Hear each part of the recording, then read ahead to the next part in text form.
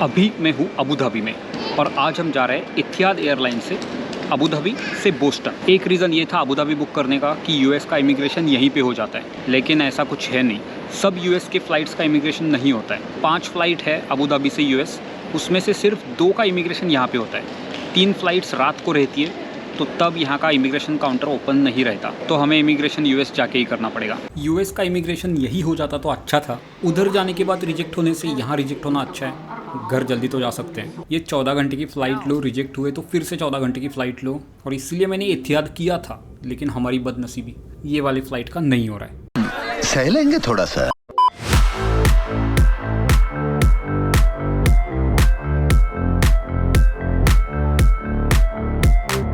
तो ये रिव्यू को डिवाइड करते हैं इन 7 कैटेगरीज में और शुरू करते हैं लगेज अलाउंस से। एतिहाद की लगेज पॉलिसी प्रेटी स्टैंडर्ड थी।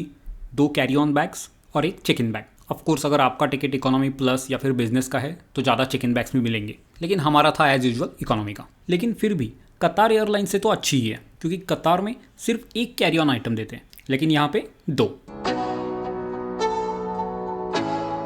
अब बात करते हैं सीट्स के बारे में। ये जो हमारा प्लेन था वो था बोइंग 787 और थोड़ा पुराना तो लग रहा था, लेकिन फिर भी सीट्स कंफर्टेबल थी। ये इतने बड़े वाले फ्लाइट के लिए मैं विंडो सीट यूजुअली नहीं लेता, तो हमने ली थी ये आयल सीट, ताकि जितनी बार चाहो उतने बार बाथरूम जा सको। सीट में फुल पावर सॉकेट था और यूएसबी चार्जिंग पोर्ट था, लेकिन USB-C नहीं था, क्योंकि जैसा मैंने कहा थोड़ा पुराना प्लेन था। बट ओवरऑल सीट्स के लिए 4 आउट ऑफ 5। अब बात करते हैं एमिनिटीज़ की। आई नो इकोनॉमी में ज़्यादा एक्सपेक्ट तो नहीं करना चाहिए, लेकिन फिर भी हमें मिला एक ब्लैंकेट, एक पिलो और ये एमिनिटी बैग, जो हम बाद में सब्जी लेने के लिए ज़रूर यूज़ करेंगे। बैग के अंदर था एक छोटा सा पाउच और जिसमें था आई कवर, एक छोटू सैनिटाइज़र, ईयर प्लग और लोशन, और हाँ, हेडफोन्स भी थे मूवी देखने के लिए। एमिनिटीज़ के लिए 4 आउट ऑफ 5। एक मार्क काटा है क्योंकि किसी और एयरलाइन ने और कुछ दिया, तो उसके लिए ये रिजर्व रखा है। एतिहाद की ये चीज़ सबसे अच्छी लगी। खाना बहुत सारा था और एटलीस्ट मेरा खाना तो अच्छा था। टेक ऑफ के बाद पहले हमें मिला ब्रेकफास्ट। हाँ, रात के 3 बजे ब्रेकफास्ट करना पड़ा। हम दोनों ने अलग अलग ऑप्शंस चूज़ किए थे, तो मुझे मिला ये क्रोज़ाउंट, फ्रूट्स, सम योगर्ट वाला स्वीट, जूस और फ्रेंच टोस्ट। कैटो को भी सब सेम मिला मेरे जैसा, लेकिन फ्रेंच टोस्ट के जगह पे थे सॉसेज विथ बीन्स, जिससे कैटो उतना खुश नहीं था।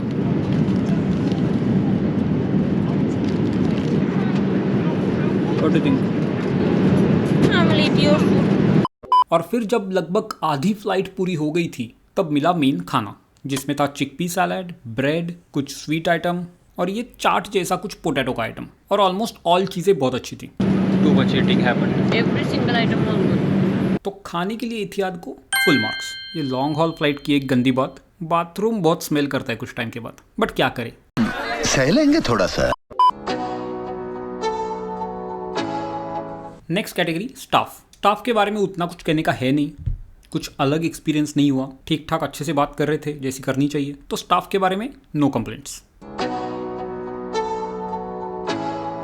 अब बात करते हैं एंटरटेनमेंट की। 14 घंटे की फ्लाइट थी, सो के भी कितना सोगे, तो ये लंबे फ्लाइट में गुड एंटरटेनमेंट इज मस्ट। इनकी सीट की इनबिल्ट स्क्रीन कंपेरेटिवली बहुत बड़ी थी और क्लियर थी। बहुत सारे ऑप्शंस थे मूवीज़ या फिर सीरीज़ के लिए, बहुत सी रीजनल मूवीज़ भी थी। सही चीज़ ये थी कि गेम्स भी खेल सकते थे, और ऐसा नहीं कि सिर्फ आप अगेंस्ट कंप्यूटर गेम खेल रहे हो, आप किसी दूसरे बंदे के अगेंस्ट भी गेम खेल सकते हो, सिर्फ आपको उसका सीट नंबर डालना है। तो मैं और कैटू खेल रहे थे ऊनो। अब साइड में बैठ के ऐसे पत्ते छुपा तो नहीं सकते, but we tried our best. पूरे फ्लाइट में वाईफाई अवेलेबल था, जो ऑफकोर्स फ्री नहीं था। $25 का पास लेना पड़ता था। लेकिन अगर आप एतिहाद के मेंबर हो तो आप टेक्स्ट भेज सकते हो फॉर फ्री, और उतना मुझे लगता है कि काफ़ी है। तो सब ऐप्स पे जैसे कि इंस्टाग्राम, फेसबुक, व्हाट्सएप, सब पे आप सिर्फ टेक्स्ट मैसेज भेज सकते हो, फोटो या फिर वीडियो नहीं भेज सकते। तो हमने तो कुछ खरीदा नहीं, वो जो फ्री था वही यूज़ किया। लैंडिंग का टाइम हो रहा है, so long flight. Final category price. US के लिए एतिहाद सबसे चीप ऑप्शन तो नहीं है, लेकिन उतना महंगा भी नहीं है, कहीं मिडल पे आता है समझो। मुझे 1-2 चीप ऑप्शन मिल रहे थे, लेकिन एक तो मैंने कभी भी एतिहाद ट्राई नहीं की थी, तो मुझे वो करनी थी, और दूसरा मैं सोच रहा था कि अबू धाबी में इमिग्रेशन हो जाएगा, लेकिन कोई नहीं, बोस्टन जाके कर लेंगे। तो ये फ्लाइट का हमारा टिकट था मुंबई से बोस्टन, जो कि था $1000 पर पर्सन। और फ्लाइट भी हमने सिर्फ 2 हफ्ते पहले बुक की थी, इसके लिए भी थोड़ा ज़्यादा था। फाइनली पहुंच गए बॉस्टन। तो इन समरी एथियाद एयरलाइन बाकी एयरलाइन से बहुत अच्छी लगी।